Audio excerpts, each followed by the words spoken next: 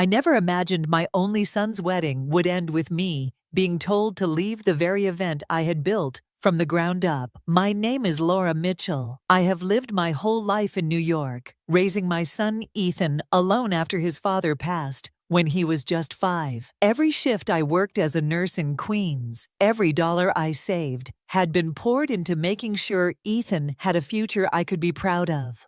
When he announced his engagement to Sophie Carter, I told myself it was worth every sacrifice to see him happy. The wedding had become my project. I took out a $55,000 loan, added my own savings, and carefully arranged everything. The Manhattan ballroom, the flowers from Brooklyn, the caterer in Long Island City, the photographer from Queens. Every signature on every contract carried my name. I wanted Ethan and Sophie to have a day filled with beauty and love.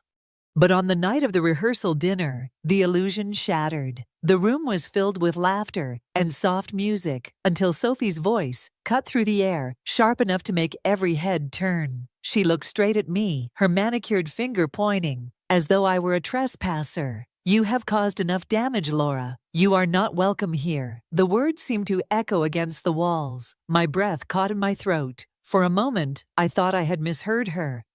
But the silence that followed confirmed it. Dozens of faces turned toward me, waiting, watching. Some tried to hide their curiosity behind polite smiles, but I saw it. The quiet approval in Sophie's friends, the uncomfortable shifting of relatives in their chairs. I looked at Ethan, my son, the boy I had carried through fevers, exams, heartbreaks, the boy I had worked double shifts for. He stared at the floor. Not a word, not a single defense. His silence was worse than Sophie's cruelty.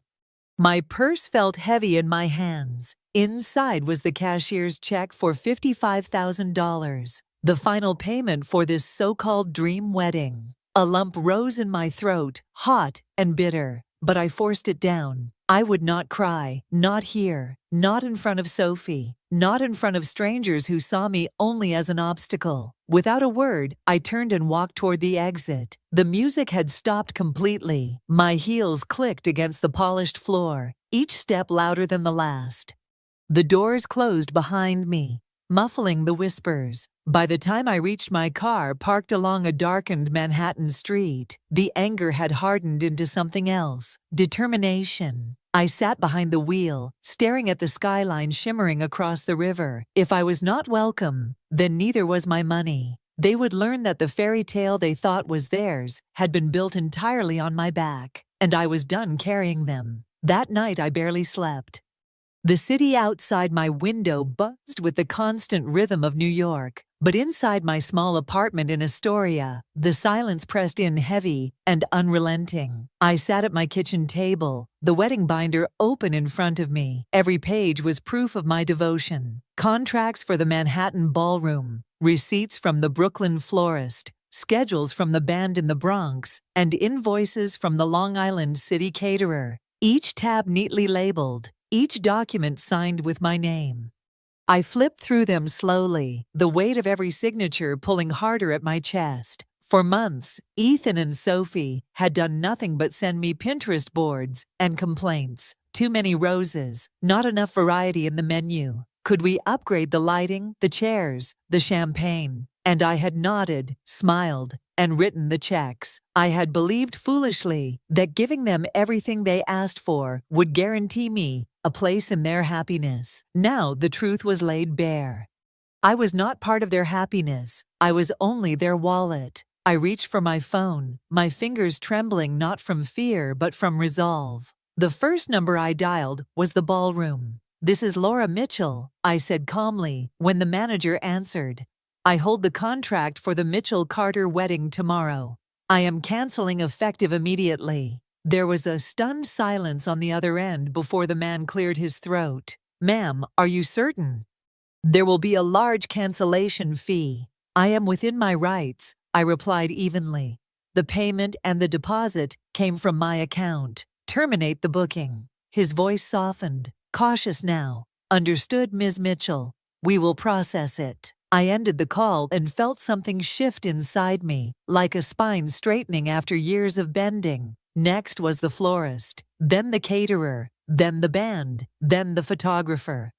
One by one, I pulled the threads loose, dismantling the fantasy Sophie had built on my generosity. With every call, I felt the weight lift from my chest. Each vendor confirmed, each cancellation noted, and with every affirmation, my voice grew steadier. By the time I closed the binder, the decision was final. Without me, there would be no wedding. Morning came with a pounding on my door. I didn't need to look to know it was Ethan. His voice cracked through the wood, harsh and desperate. "Mom, what the hell did you do?" I stood inside, calm in a way I had never felt before. When I finally opened the door, his face was flushed, his eyes wide with panic. "You chose her silence over my dignity," I told him softly. "Now let her pay for what she wants." His mouth opened, but no words came. For once, it was me who left him in silence. The calls began before I even finished my morning coffee. First, it was my sister Marion, her voice tight with urgency. "Laura, I just heard from Ethan. You canceled everything. You can't do this. He's devastated." I closed my eyes, letting her words wash over me like cold water. "He was silent when Sophie humiliated me in front of 50 people, I said quietly. "Did that devastate him?" Marion hesitated, then sighed. "You need to be the bigger person. Weddings are stressful. People say things they don't mean." I hung up before she could continue. Minutes later, my phone rang again. An unfamiliar number, but I knew the voice immediately when I answered. Michael, my ex-husband, Ethan's father, the man who had walked out on us years ago for a new life in Boston. "Laura," he said sharply, "I just spoke with Ethan. What the hell are you doing? You're ruining his future." I gripped the phone tighter. "Where were you when Sophie told me to leave? Where were you when our son stood there and let her humiliate me?" "This isn't about you," he snapped. "This is about Ethan. Stop being dramatic. Let them have their day. Reinstate the payments." There it was again, the same line I had heard all my life. "Be quiet. Be the bigger person. Sacrifice yourself for peace." "Goodbye, Michael," I said coldly, and ended the call. For hours, the phone would not stop buzzing. Cousins from Staten Island, an aunt from Albany, even a friend I hadn't spoken to in years, all telling me the same thing. Don't ruin the wedding. Don't let pride get in the way. Be the bigger person. I set the phone down and stared at my reflection in the darkened window. My face looked pale, tired, older than I remembered. But behind the lines, I saw something I hadn't seen in years, a sharpness, a clarity. I remembered my own wedding day decades ago. Standing in a lace dress in a small Brooklyn church, my mother-in-law had taken me aside, her lips curved into a stiff smile. "Quiet women keep the peace," she had said. I nodded then, young and naive, swallowing every wave that rose inside me. But that girl was gone. Quiet had not kept the peace. Quiet had erased me. The voices on the phone blurred together. Accusations, pleas, manipulations. None of them mattered anymore. I finally saw the truth. I had never been family to them. I had been a wallet, a nurse on endless shifts, a checkbook with a pulse. For the first time in decades, I refused to bend. And in that refusal, I felt the faintest taste of freedom. By the next morning, my resolve had sharpened into something solid. I was done answering calls, done defending myself to people who had never once defended me. Instead, I picked up the phone and scheduled an appointment with the one person I trusted to see things clearly, my attorney, Caroline Hayes. Caroline's office overlooked Central Park, a bright corner suite lined with shelves of heavy legal texts. She had been my lawyer for years, handling everything from the refinance on my apartment to a small inheritance dispute after my mother passed. Sharp, discreet, unshakable. That was Caroline. And today, I needed all three. She greeted me warmly, studying the exhaustion etched into my face. "Laura, you look like you haven't slept in days. Tell me what happened." I laid it all out, every painful detail. Sophie's voice, slicing through the rehearsal dinner, Ethan's silence, the humiliation of walking out alone, the late-night calls to cancel each vendor. By the time I finished, my throat felt raw, my hands trembling around the coffee cup she had offered me. Caroline listened without interruption, her expression calm, unreadable. When I finally stopped, she leaned back in her chair and folded her hands. "Let me be very clear, Laura. You did nothing wrong. Every contract is in your name.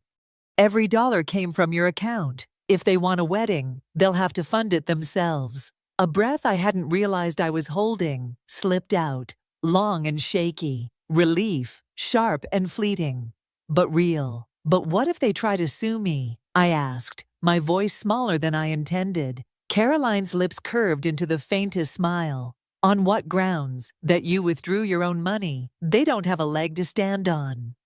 And if they or their families are foolish enough to send you a letter, forward it to me. I'll handle it." For the first time in weeks, I felt something steady beneath my feet. But then Caroline pulled a folder from her desk, her tone shifting. "Laura, there's something else you need to know. I reviewed Ethan's accounts this morning. The college account you set up for him years ago at Hudson Bank. He's been pulling from it. Thousands, Laura. Just last month, $7,500, right after you paid the venue deposit." The blood drained from my face. That account had been my last tether, my unspoken promise to always be there if he fell. "I thought he stopped using it years ago." Caroline shook her head gently. "He didn't. And my advice? Freeze it now before he drains the rest." For a moment, grief clawed at my chest, but beneath it, something harder pressed forward. "Resolve. Do it," I whispered. Caroline nodded and reached for her phone. As she issued instructions to her paralegal, I sat in silence, feeling the strangest calm settle over me. For the first time in years, I was no longer the one being used. The war didn't begin in a courtroom. It began online. 2 days after the cancellations, Sophie's face appeared on my Facebook feed, red-eyed and glistening with tears. She sat on her couch, a tissue balled in her hand, her voice trembling just enough to sound rehearsed. The caption above her video read, "I never thought my future mother-in-law would destroy our wedding out of jealousy and spite." I pressed play. "She canceled everything," Sophie sobbed to the camera. "The venue, the flowers, the food. She even threatened the vendors. After all we've done for her, she's trying to ruin the happiest day of our lives." Her voice cracked, perfectly timed for sympathy.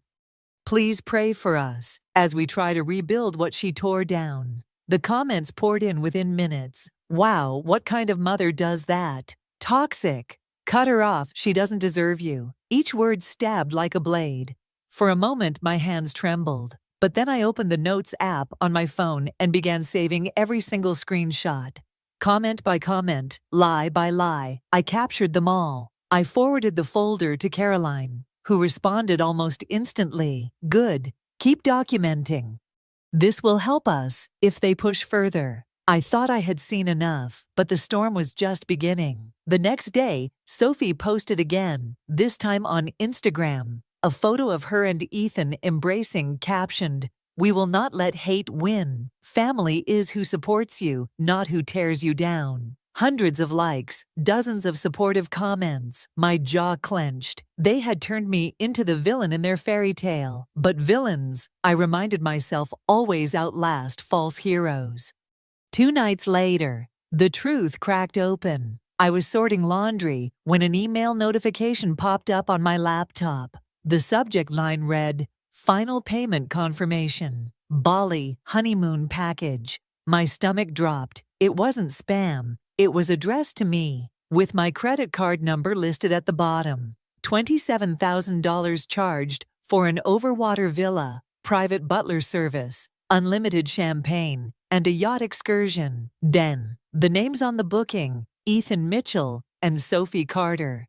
My hands shook as I scrolled further. Attached were other receipts, Louis Vuitton bridal luggage, Fifth Avenue shopping sprees, deposits for spa retreats, all charged to my account. I stared at the screen, my pulse pounding in my ears. They hadn't just taken my generosity for granted, they had plotted it. The wedding wasn't about love. It was a heist, A calculated drain of every dollar I had bled for. I took a long breath, steadied myself, and clicked forward to Caroline. Subject line: evidence. By morning, the tide had turned. Screenshots of Sophie's Bali booking began circulating in private wedding forums. Anonymous posts whispered the truth. The bride had been spending her mother-in-law's money. And once whispers begin in New York, they spread like wildfire. The collapse came faster than even I expected. By Friday, vendors began posting about unexpected openings in their schedules. The Manhattan ballroom that was supposed to host Ethan and Sophie's big day announced on their website that the date had been rebooked. The florist in Brooklyn uploaded photos of fresh arrangements for a different couple, captioned, "Excited to design for our new June wedding clients." The dominoes fell one after another. Guests who had already booked hotel rooms started calling me confused. They had seen Sophie's posts, but now the truth was trickling out. Some vendors, frustrated at being smeared online, let it slip. The contracts were never in Sophie or Ethan's name. They were in Laura Mitchell's. She canceled because she was treated horribly. Suddenly, the narrative shifted. The phone rang late that evening. Sophie's father, Gary, his voice clipped and forced. "Laura, listen. I don't know what Sophie said to you, but surely you don't want to ruin this wedding over one misunderstanding." I said nothing, waiting for him to reveal the truth. He cleared his throat. "If this is about money, we've had a rough year. Investments went bad, but I'm sure we can work something out if you reinstate the payments." There it was, the real reason. Not love, not family, money. "No," I said simply. "She told me to leave. Now she can pay for what she wants." His voice sharpened. "Do you know what this will do to her, to both families' reputations?" I ended the call mid-sentence. That night, Ethan's voicemail arrived. His tone was cold, flat. "Mom, you've destroyed everything. You've never been a real mother to me. Sophie was right. You're jealous, bitter. No wonder Dad left you." The words hit like a slap. My chest constricted, but I did not cry. Not this time. Instead, I sat in the dark of my living room, staring out at the glowing city skyline. I thought of all the nights I had worked double shifts at the hospital, the times I skipped meals so Ethan could have shoes for school, the vacations I never took. And now my only child reduced me to nothing more than a villain in his story. But grief gave way to clarity. I whispered into the empty room, "If you choose her over me, then let her carry you." For the first time in decades, the weight I carried for Ethan slipped from my shoulders. I felt lighter, not because the pain was gone, but because I finally knew the truth. The wedding had already crumbled. They just hadn't realized it yet. When the news spread, it didn't creep. It exploded. By the following week, New York's wedding circles were buzzing. A florist from Brooklyn posted anonymously in a bridal forum. "We warned her the mother-in-law held the contract. She didn't care. She thought she was untouchable." The story caught fire. Brides-to-be whispered. Vendors gossiped. Strangers shook their heads at the entitled couple who threw out the person paying for everything. Ethan's Midtown co-workers joined the chorus. He canceled his own wedding without warning. Or was it Sophie? Someone posted on LinkedIn, thinly veiled but clear enough. Ethan had just been up for a promotion. Now whispers followed him through every hallway. A man who couldn't even protect his own family was hardly management material. Sophie tried to control the narrative, but it only made things worse. Her Instagram, once filled with curated smiles and filtered perfection, became a battlefield. When she posted a vague photo of her engagement ring with the caption, "Still standing strong," comments flooded in. On whose dime? Strong? You mean spoiled? Imagine humiliating the woman who funded your whole wedding. Within days, she deleted her account. My phone, however, would not stop ringing. Relatives who had scolded me only a week earlier now stumbled over apologies. Marion whispered, "We didn't know Laura. We believed Sophie's version." "I'm so sorry." But apologies didn't matter anymore. They hadn't defended me when it counted. I let the calls go unanswered. One evening, as I sat with a cup of tea by my window overlooking Astoria, I scrolled through a news feed filled with strangers mocking Ethan and Sophie. Cautionary tale, one blog wrote. If you can't afford your own wedding, don't scream at the one paying. I should have felt vindicated. Instead, I felt nothing, just a cold clarity. That weekend, I packed a small bag and left the city behind. I had quietly booked a retreat weeks earlier, back when I still believed I'd need to escape the exhaustion of wedding chaos. Now it became something else entirely, a lifeline. The resort in Montauk greeted me with salt air and the endless sweep of the Atlantic. The sound of waves against the shore was softer than the city's chaos, but steadier, stronger. I checked into a suite with a balcony and a view that stretched forever. As I sat there, the ocean breeze brushing against my face, I realized the most important thing of all. Ethan and Sophie's storm no longer belonged to me. For the first time in years, I wasn't drowning in their demands. I was breathing. The morning their wedding should have taken place dawned clear and golden. From my balcony in Montauk, I watched the sunlight spill across the Atlantic, waves catching fire as they rolled in.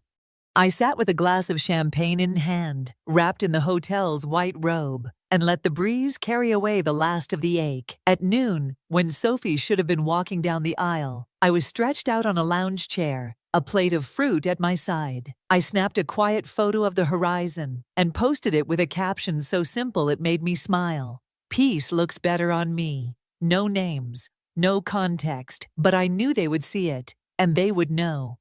At that very hour, the Manhattan ballroom they had dreamed of was filled with laughter and flowers for another couple, strangers celebrating a love built on their own effort. Ethan and Sophie were left with nothing but a canceled guest list and a reputation in ruins. By Monday, the whispers had grown into a roar. Screenshots of Sophie's Bali honeymoon charges circulated through gossip sites and wedding groups. People dissected every post, every receipt, every careless display of entitlement. The comments were merciless. They treated her like a wallet. Imagine humiliating the woman who raised you. This is why you pay for your own wedding. Even Ethan's oldest college friends weighed in, some reminding the world of his habit of letting others clean up his messes. Their fairy tale had become a cautionary tale, told in harsh tones and mocking laughter across New York. Through it all, I remained silent. I didn't defend myself, didn't argue, didn't try to rewrite the story. The truth had a way of climbing out of the dark, all on its own. That week, Ethan sent me one final message. Mom, we made mistakes. Can we talk? I stared at the screen for a long moment before pressing delete. Forgiveness, I realized, didn't mean stepping back into the fire. It meant choosing never to be burned again.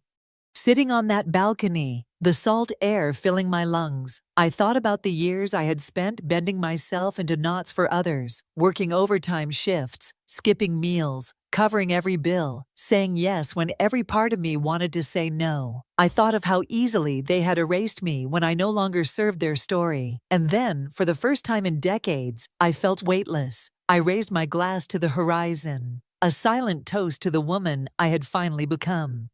Being alone, I realized, was not the worst fate. Being used was. Love without respect isn't love. Family isn't who drains you dry, it's who stands beside you, even when no one is watching. And sometimes, the